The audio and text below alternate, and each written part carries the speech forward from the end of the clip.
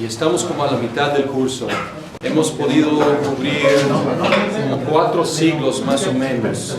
Y hoy vamos a tratar de cubrir como otros 6 siglos. Pues vamos a ir más rápidamente, pero creo que hemos puesto una buena cimentación para poder avanzar más rápidamente. Y según la división que estamos siguiendo en este curso, la división del texto que están leyendo de Hurlbut, después de la caída de Roma en 476, ya estamos en una etapa nueva. Ya hemos salido de la iglesia imperial y ya estamos en la iglesia medieval. Pero esta división obviamente refleja una perspectiva occidental, porque en el oriente nada ha cambiado. Todavía el oriente y la iglesia del oriente sigue en la época imperial, oficialmente hasta un milenio después en la caída de Constantinopla. Sin embargo, entonces podemos decir, en el occidente ya estamos entrando en la iglesia medieval, en el oriente todavía estamos en la iglesia imperial.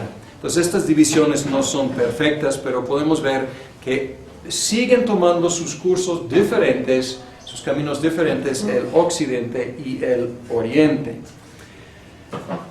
Un vistazo primero, quiero hacer un vistazo a las migraciones y las conquistas en lo que llamamos Europa o el mundo mediterráneo. Alguien puede preguntarme por qué soy tan fanático de la alta tecnología. Siempre uso un pizarrón y plumones en lugar de PowerPoint y cosas así. Hay 2 razones. Uno es que no me gusta PowerPoint en general, es una preferencia. Y la otra cosa es que para grabar con las luces y todo eso es casi imposible estar grabando y también tener un proyector, entonces sale mal. Entonces por eso esta alta tecnología. Pero pueden observar que hay por lo menos 2 colores, entonces es algo. Entonces vamos a empezar aquí en el sur. Los vándalos. Los vándalos viajaron, no me acuerdo exactamente de dónde, pero viajaron por Europa, luego cruzaron a África y empezaron a conquistar aquí. Y conquistaron toda esta sección de lo que era parte del Imperio Romano. Los vándalos, ellos eran arrianos. Como la mayoría de los pueblos conquistadores del norte eran arrianos. Es muy interesante y no sabemos mucho de las misiones arrianas, pero cuando el arrianismo era en su apogeo, salieron aparentemente misioneros al norte, al este de lo que es Europa y al norte. Y también evangelizaron muchas de las tribus de allá. Y luego cuando estas tribus querían romanizarse, conquistando o integrándose al Imperio Romano, llegaron con una fe diferente. Salieron, digamos, con la fe que era popular en su momento, pero cuando llegaron, pues ya el Imperio Romano era principalmente niceno. Entonces es curioso, los vándalos viajaron y conquistaban y llegando aquí al norte de África, llegaban con su fe arriana. Y lo que encontraron allá, ellos en el año, estamos hablando de este mapa es como los 400-500. En el año 500, más bien 439, ellos tomaron a Cartago que anda por acá, e hizo de Cartago su capital. Lo que encontraron en el norte de África fue una situación confusa, porque estaba dividida la iglesia ya en el norte de África. Hemos mencionado muchas herejías, pero no hemos mencionado donatismo. Pues aquí había la iglesia, podemos decir la iglesia mayoritaria, la iglesia, si quieren llamarla católica, universal, y luego hubo un cisma con los donatistas. Y los donatistas, ellos eran rigurosos. Ellos pensaban que la iglesia era laxa y que en cuanto al bautismo, si el sacerdote o el presbítero o el obispo no era de carácter cristiano, si su testimonio era malo, su sacramento tampoco valía. Entonces aquí tenemos estos que decían, no, pues tenemos que tener buenos sacramentos con buenos pastores, administrados por buenos pastores. Entonces la iglesia estaba dividida.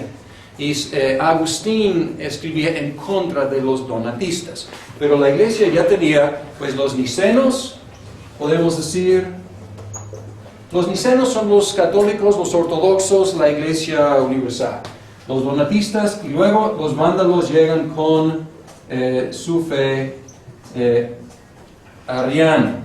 Bien, pues ya la iglesia está dividida en tres. Y los vándalos, ellos trataban de imponer su fe ariana. Y ellos cometían actos de vandalismo. Y de ahí tenemos la palabra vandalismo. O sea, ellos bautizaron ese concepto, haciendo actos de vandalismo contra las iglesias, podemos decir, católicas. Bien. Entonces aquí tenemos una división en tres, y pronto los musulmanes vienen, en los años 600. Entonces van a encontrar aquí una iglesia dividida y debilitada, por lo tanto. En el año 533, una vez más el Imperio Romano del Oriente retomó lo que es el norte de África, pero no pudo retenerlo.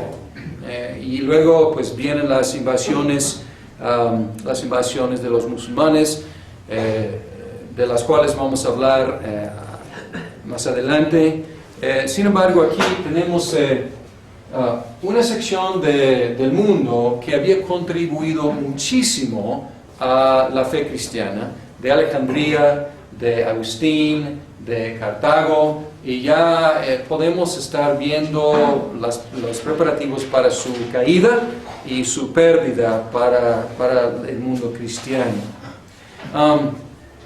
Bien, visigodos. Visigodos, aquí en lo que llamamos España, ellos tenían un rey, Recaredo, y él se convirtió, eran arianos, y él se convirtió en el año 589 a la fe católica, la fe nicena. Y lo que hizo es que él utilizó a los clérigos, el clero, para educar al pueblo. Él quería pues educar al pueblo en la fe nicena. Y también él empezó a utilizar a los obispos como funcionarios del gobierno también. Y el arzobispo de Toledo jugó un papel de mucho poder, no solamente en asuntos eclesiásticos, sino asuntos políticos civiles.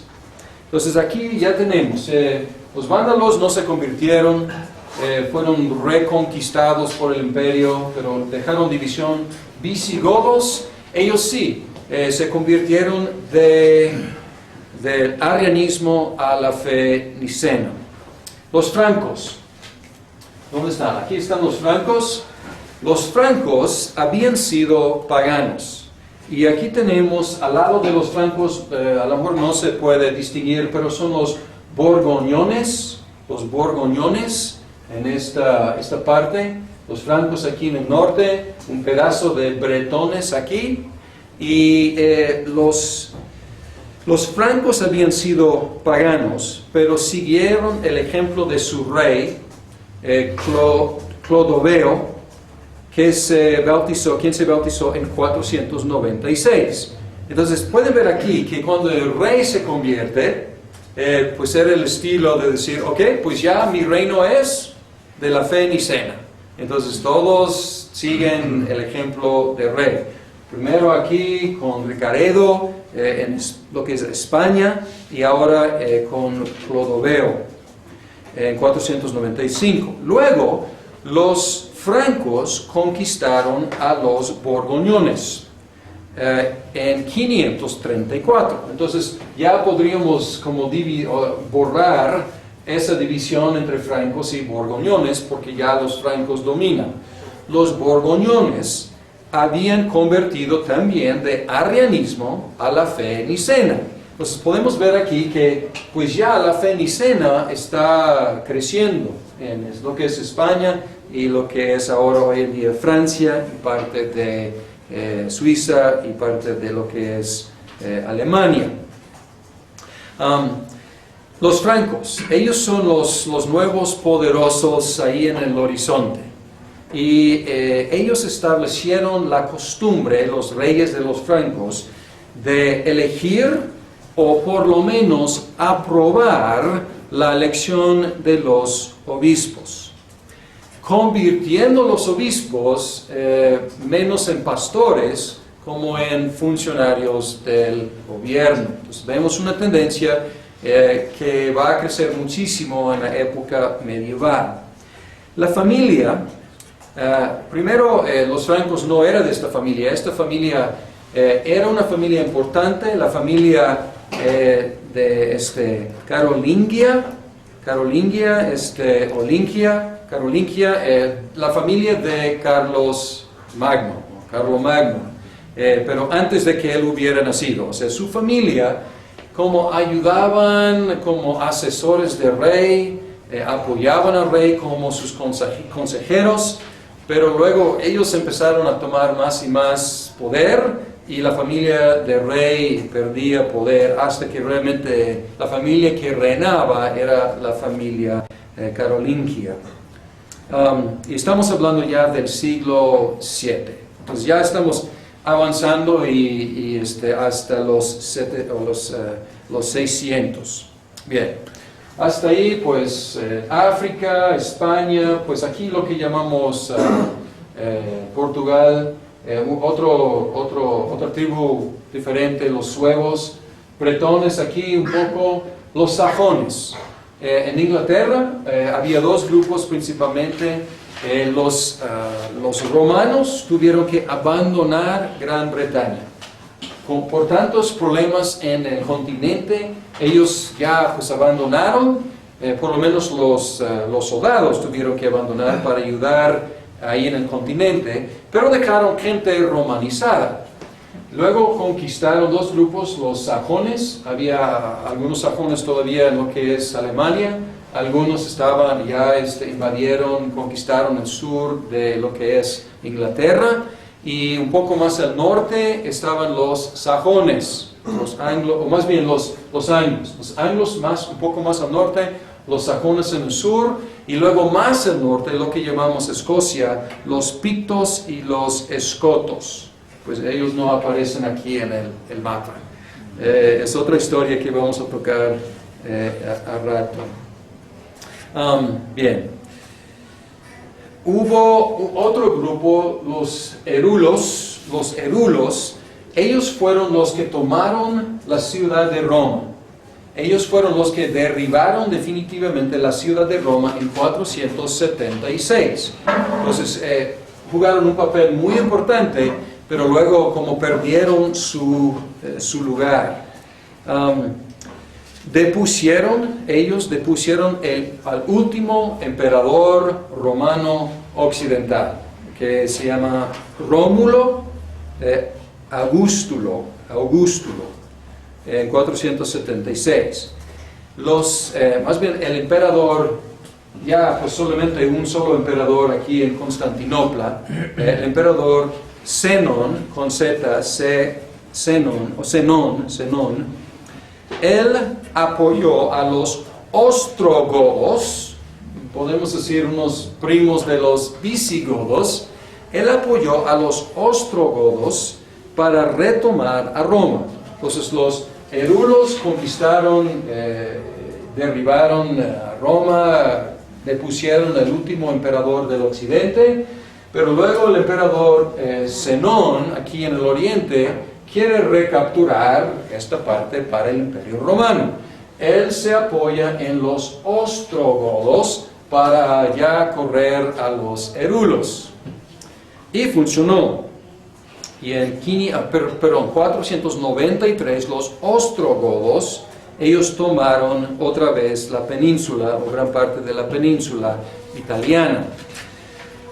El problema es que ellos eran arianos, como habían sido sus primos y las otras tribus, y ellos no se habían convertido todavía. Entonces el emperador Liceno se apoya en unos arianos para echar fuera a los erulos.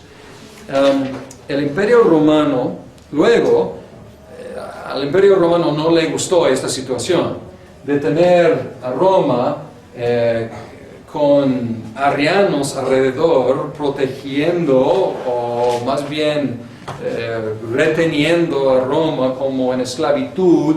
Ahí, no exactamente el arianismo, porque Roma resistía el arianismo, pero estaba ahí como una isla de la fe nicena y con arianos por todos lados. Entonces, luego el Imperio Romano decide, no, pues eso no funcionó, pues vamos a retomar Italia nosotros mismos, y lo hicieron. Entonces, en 562, el Imperio Romano pudo retomar la ciudad de Roma. Sin embargo, no pudieron retener la península. Y poco después cayó en manos de los lombardos. Entonces aquí, pues ya, entonces vamos a seguir la secuencia. Los erulos echan fuera a los romanos, y luego los ostrogodos echan fuera a los erulos, y luego los bizantinos, a lo mejor no es una palabra que he utilizado mucho, pero los bizantinos son los del oriente, del Imperio Romano Oriente. Los bizantinos echan fuera a los ostrogodos, y luego vienen los lombardos, y ellos echan fuera otra vez a los bizantinos. ¿Ok? Bien. Y los lombardos también eran arianos. Entonces, el problema sigue. La isla ahí, que es, o sea, una isla de fe nicena, y alrededor los lombardos arianos. Esta situación causó que los papas, ya aislados, buscaran ayuda de otro lado. Ya no podían los papas, el obispo de Roma, contar con la ayuda del Imperio Romano. El Imperio Romano ya tiene sus problemas en el oriente. Ya ha demostrado que no es capaz de retener lo que era suyo. Entonces el Papa tiene que buscar otra ayuda. Y él observa una estrella en el occidente que va subiendo, y es el rey de los francos. Y ya, pues si quieren borrar aquí, desaparecer los borgoñones, y los francos van creciendo hacia Italia, conquistando más y más terreno. Y estamos ya hablando de los 700, del siglo VIII.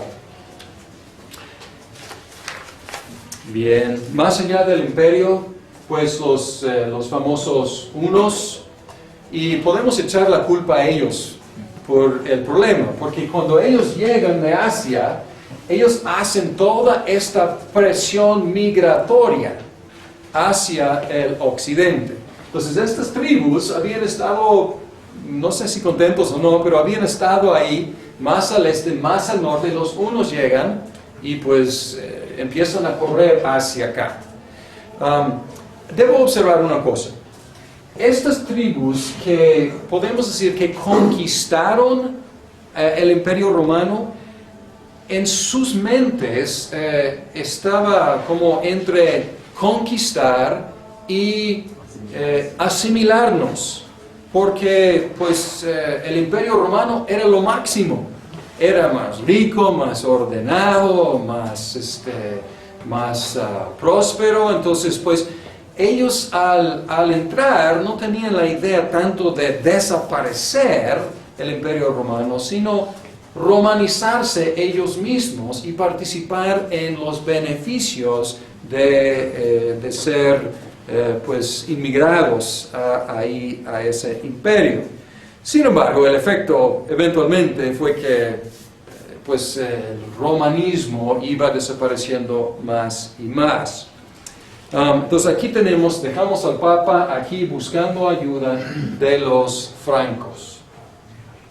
Y aquí podemos ver los inicios de lo que es el Santo Imperio Romano, como eventualmente fue nombrado.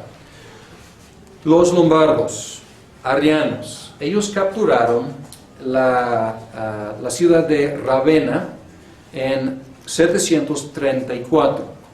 Y hubo en Ravenna, que es más al norte, aquí tenemos a Roma y Ravenna es más al norte. Ravenna era donde vivía el exarca imperial. El exarca era el representante del emperador romano. Entonces ya no había, desde 476, ya no había emperador occidental, pero el exarca era el representante mayor del emperador romano. Él estuvo ahí en Ravenna. Los lombardos capturaron a Ravenna. En 734 expulsaron al exarca imperial en 751. Al principio el Papa, y el Papa era Gregorio III, y debo mencionar que no vamos en orden exactamente cronológico, porque luego tengo que regresar y hablar de Gregorio el Grande, Gregorio el I. Pero estamos como siguiendo más o menos geográficamente lo que estaba pasando y luego regresar y tratar de llenar algunos detalles. El Papa Gregorio III estaba contento. Pues está bien que el exarca se vaya. Para el Papa está bien. Sin embargo, los lombardos no se contentaron con atacar a Ravenna y ellos empezaron a acercarse a Roma. Ese es otro asunto. Y él pidió ayuda de Carlos Martel. Martel es martillo. Carlos el Martillo. Y Carlos el Martillo era quien paró al avance musulmán en la ciudad de Tours, en Francia. Entonces, de mucha fama, un militar por excelencia. ¿Le pidió ayuda después de parar los musulmanes? Sí. No, tengo que checar las fechas de de esa batalla de Tours. Si alguien tiene la fecha, no tengo la fecha aquí, si alguien tiene la fecha, porque estamos hablando de 340 más o menos. 738 era. La batalla de como de Tours. 730. Sí, entonces 730, sí. Entonces es buena pregunta. A lo mejor es por la misma fecha, más o menos por ahí. Parece que fue después de su victoria, pero tengo que verificar. Él rehusó ayudar al Papa. Sin embargo, otro Papa y otro Carilingio, 732, muchas gracias. Y no sé exactamente en qué fecha el Papa pidió ayuda, porque las fechas del Papa Gregorio son 731 a 741. Entonces parece que fue después de la batalla de Tours, porque el Papa empezó a reinar un año antes de la batalla de Tours. Bien, entonces entonces él pidió a este gran militar que había por fin parado a los musulmanes, y él rehusó ayudar al Papa. Más adelante, otro Papa, y aquí estamos hablando de Esteban III, y sus fechas de su reino como Papa, 752 a 757. Él pidió ayuda del nuevo líder Pipino. Había varios Pipinos, el nombre Carlos se repite mucho, el nombre Pipino se repite mucho. Pero uno de los Pipinos, él pidió ayuda y él ayudó. Y el Papa ungió a Pipino como el gobernador cristiano del Occidente. Y él también fijó que sus hijos serían los herederos del trono del gobernador cristiano del Occidente. A cambio, Pipino venció a los lombardos y regresó al Papa el territorio que él había perdido a los lombardos. Los lombardos habían quitado pues, territorio que era controlado por los papas y él devolvió la tierra a ellos, a los papas. Pero aquí tenemos un problema. ¿Quién le dio autoridad al Papa de ungir un nuevo gobernador cristiano del Occidente? ¿Quién le dio esa autoridad? ¿Y quién le dio autoridad para ejercer poder sobre parte de Italia, como el gobernante terrenal de parte de Italia? Y esta es la pregunta. Y en parte la respuesta es un documento que se llama la Donación de Constantino. Y los papas sacaban este documento durante mucho tiempo, durante siglos. Ellos sacaban ese documento que se llama la Donación de Constantino. En ese documento, el primer emperador cristiano, Constantino, él le otorgó al Papa Silvestre en el año 313, él le otorgó muchas cosas, entre las cuales son cierto territorio en Italia, la preeminencia sobre las otras sedes del cristianismo y el poder imperial en el occidente.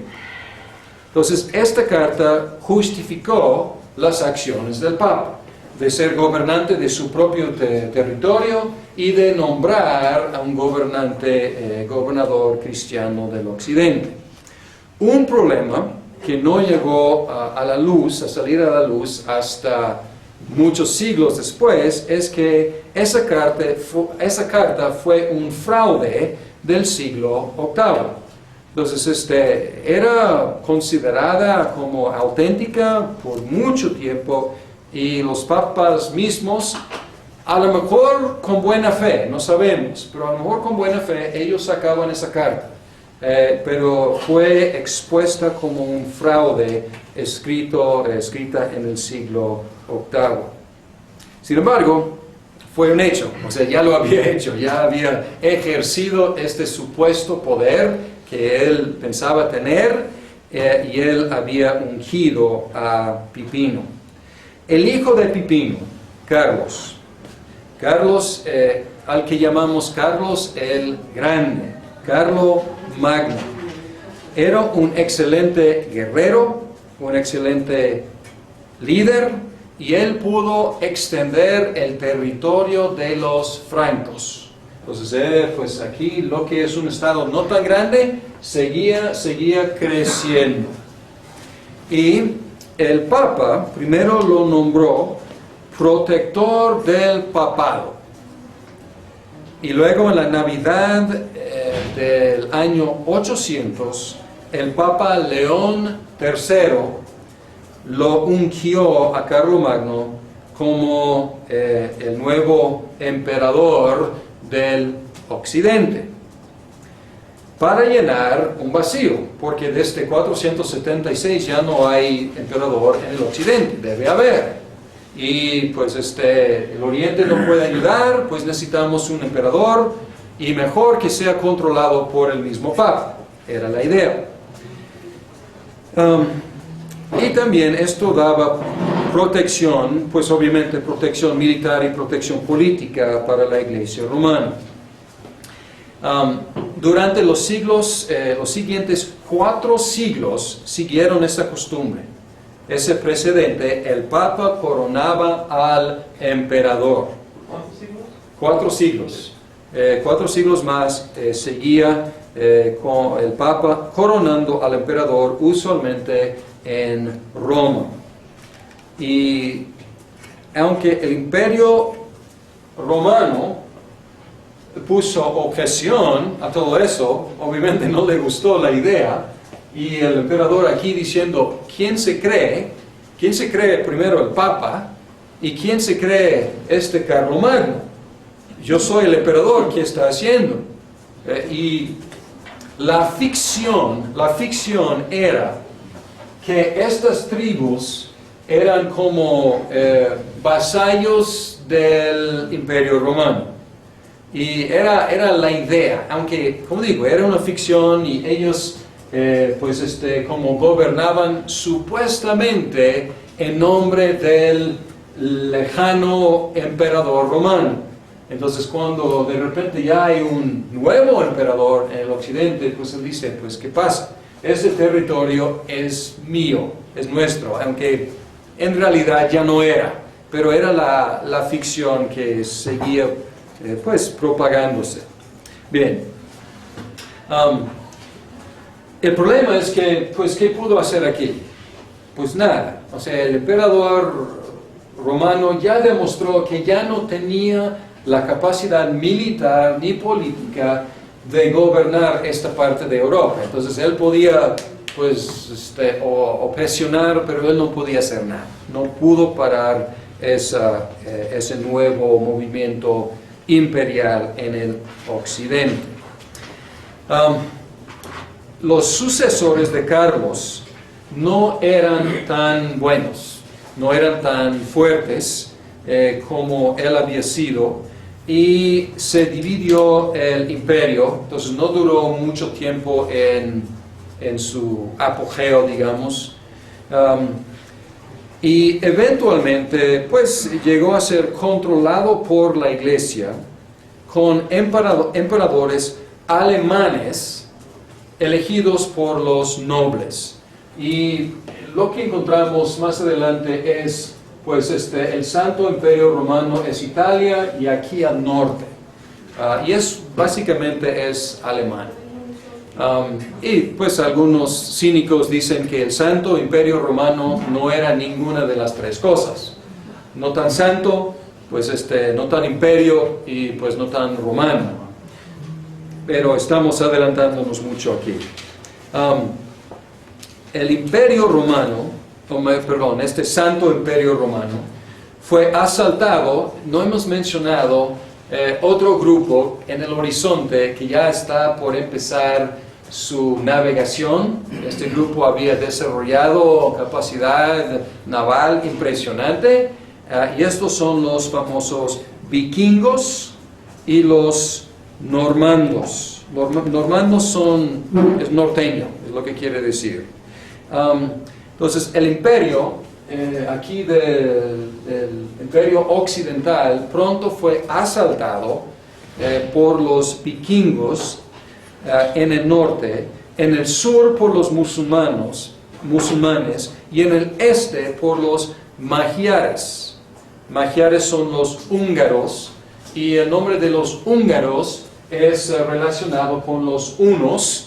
Es otro grupo, pero parecen como son iguales, de guerreros y de valientes, entonces les llamaban los húngaros. Entonces ya de repente, no de repente, pero ya más adelante estamos avanzando aquí, en los 800, 900, pues ya el nuevo imperio está bajo un asalto impresionante por todos lados. El papado pues ya está ligado con este imperio, para bien y para mal. Con un Carlomagno, pues el papado está feliz, pero luego con el descrecimiento, con derrotas del imperio, pues el papado también va bajando en su fuerza con el imperio.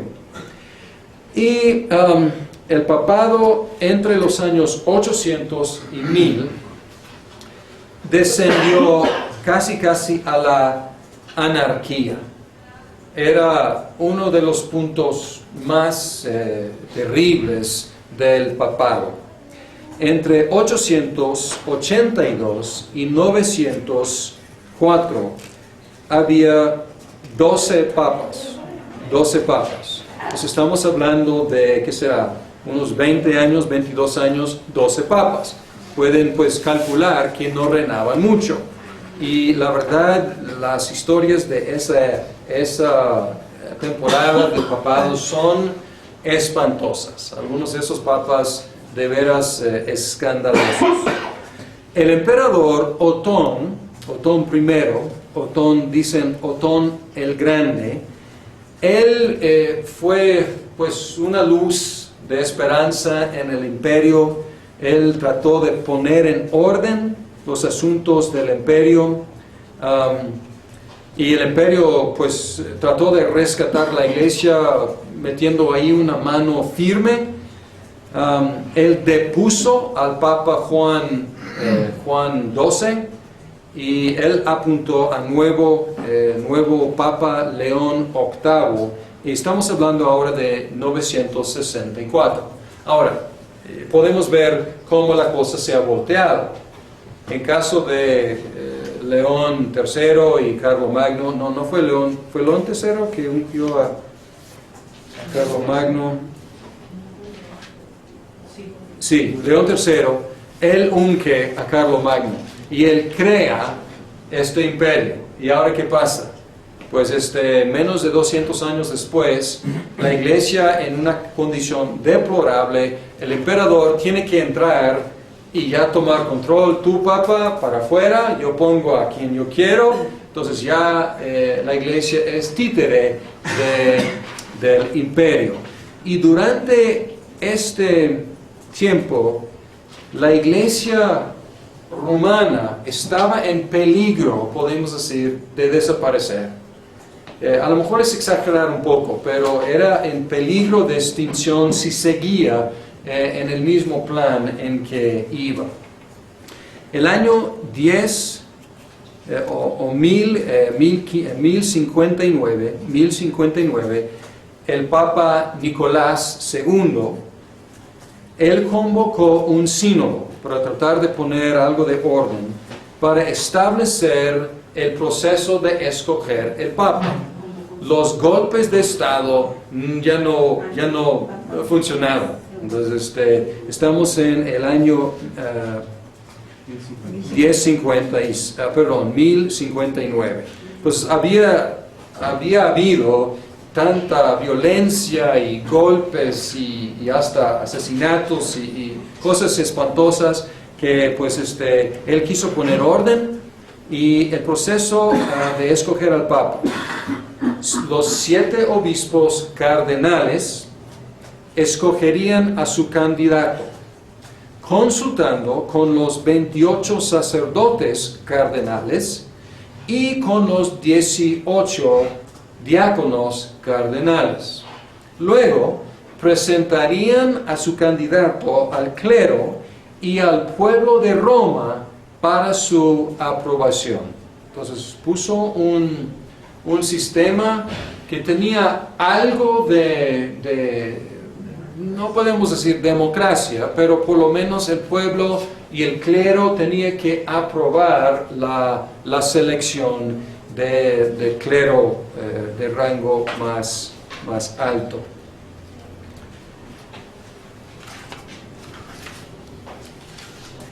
Podemos, como estamos hablando del papado, podemos hablar de cómo creció el papado, y ahora lo que vamos a hacer es regresar en el tiempo y mencionar algunos puntos claves. ¿Okay?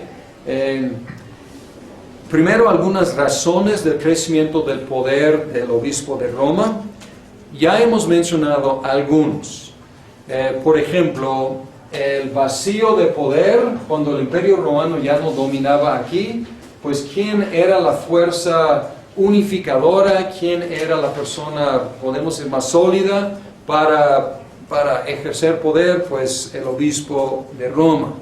Otra cosa es que ya tenemos que cambiar el mapa con la conquista musulmana, pero con la conquista musulmana cae Alejandría y luego cae Antioquía, 2 de las sedes más importantes del cristianismo. Entonces ya no los patriarcas de Alejandría, de Antioquía, pues y de Jerusalén, que nunca ejercían mucho poder de hecho, pero estos 3 están pues ya sin mucho poder. Están a la defensiva, porque ya han sido conquistadas sus regiones. Entonces, esto deja solamente dos patriarcados, Constantinopla y Roma. Entonces, y vamos a ver que pues la lucha desde la caída del Medio Oriente ante los musulmanes, la lucha de poder es entre obispo o patriarca de Constantinopla y obispo de Roma. Pero ya no es 4 contra 1, ya es 1 contra 1. Otra cosa es que Roma se mantenía más ortodoxa. ¿Se han fijado en este curso y en el curso sobre los credos que casi todas las controversias teológicas, cristológicas, nacieron y se discutieron en el Oriente? Y el Papa ni participaba directamente en estas conversaciones, manteniéndose como superior a esos pleitos, eventualmente de sus hijos, así él consideraba. Pero la verdad es que Roma no tenía tanta controversia teológica. Su problemática era evangelizar a los paganos y a los arianos con la fe nicena. La fe nicena que fue establecida en 325, y Roma firme había mantenido la fe nicena, diferente al Oriente, que era un desastre en cuanto a controversias interminables. Algunos eventos y personajes que acrecentaron mucho el poder del papado. El papón, sí era, la verdad, el Papa León I, 440 a 461 su reinado o su reino como papa. Él consiguió que el emperador Valentiniano III declarara que todos los obispos estaban subordinados al Papa de Roma. Ahora, una cosa es declaración imperial, otra cosa es poder ejercer el poder, pero por lo menos hubo un precedente allí, una declaración. El Papa León I también, él había enviado su tomo al concilio de Constantinopla, y él jugó un papel importante ahí, ese tomo, ese escrito de él. El Papa Gelasio 492 a 496, él declaró que los gobernantes estarían bajo la superintendencia moral del Papa. Y él fue el primer obispo de Roma que recibió el título vicario de Cristo. Antes eran vicarios de Pedro, ya es vicario de Cristo. El Papa Símaco, 498 a 514, declaró que ningún tribunal podría exigir la comparecencia del Papa, ni sentenciarlo en ausencia. Entonces ya impunidad para el Papa. O sea, pues no puede ser juzgado por ningún juez terrenal. Papa Símaco, con ese, Símaco 498 a 514. Entonces ya, pues el Papa es exento de responsabilidad ante las autoridades, no puede ser llamado a ningún tribunal, ni sentenciado en ausencia. Bonifacio III. Un reino muy corto, menos de un año, 607, pero estamos como marcando algunos avances. Él consiguió que el emperador Focas le concediera el reconocimiento como cabeza de todas las iglesias. Esto es para contrarrestar una declaración anterior del patriarca de Roma. El patriarca de Roma ya había sido declarado obispo universal. Y ya pues el Papa Bonifacio III dice, pues no, pues ese título me pertenece a mí, y él consiguió que un emperador Focas le otorgara ese título. Entonces podemos ver que los dos están diciendo, no, yo soy obispo universal, yo soy la cabeza de todas las otras iglesias. Y luego con Gregorio I, Gregorio el Grande. Él él fue un monje, pero él fue electo papa contra su voluntad, pero luego jugó un papel de mucha importancia. Él estableció o solidificó el sistema papal que prevaleció durante toda la Edad Media. Podemos llamar quizás al Papa León como el primer papa. Del estilo que conocemos los papas. Hasta ahora hemos estado hablando del obispo de Roma, pero podemos hablar de los 400 como la creación del papado en el sentido en que entendemos la palabra. Y ahora Gregorio, estamos en 540 a 604, mucho tiempo.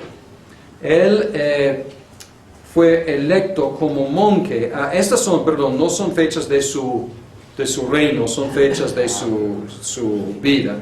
Él fue electo papa en Roma, obispo de Roma en 590, aunque él no utilizaba la palabra papa. Entonces la palabra no era universalmente reconocida en estas fechas. Él encontraba una situación de debilidad del exarca imperial.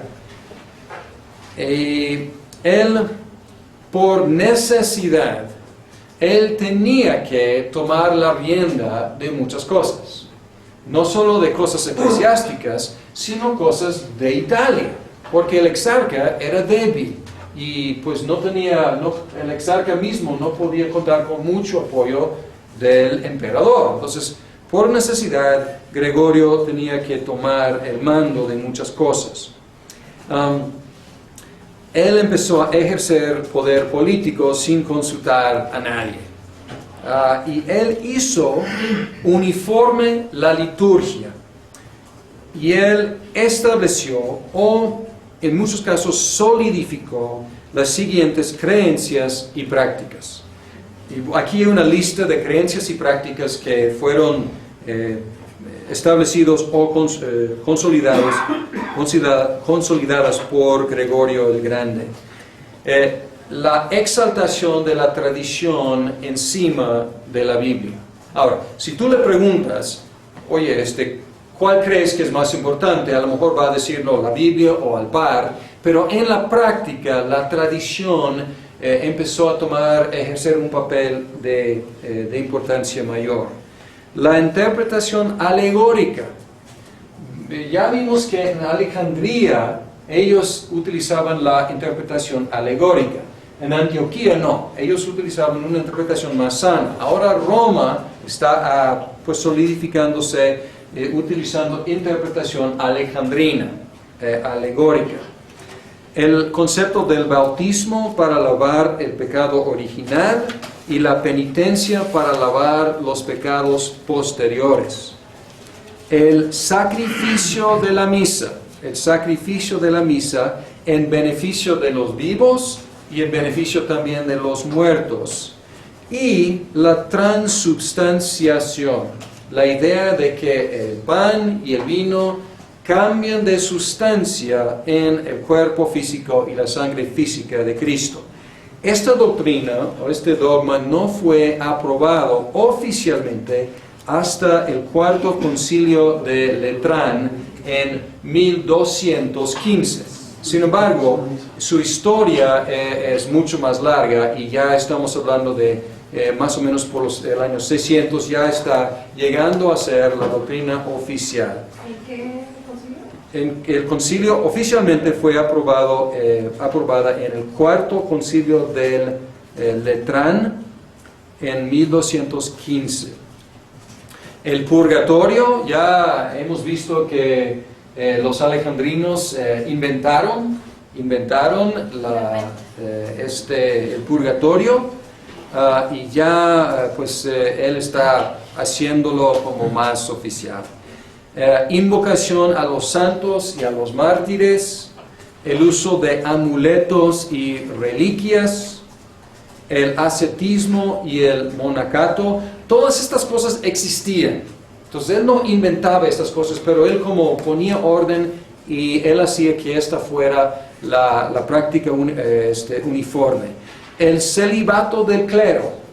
El celibato del clero pues ya era en el occidente ya requisito. Y además el celo misionero. Porque aquí con todas estas tribus, ¿qué vamos a hacer para alcanzarles? Y él decidió que tenía que enviar misioneros. Vamos a tomar un descanso y vamos a regresar y hablar de uno de los misioneros que él envió muy lejos a Gran Bretaña.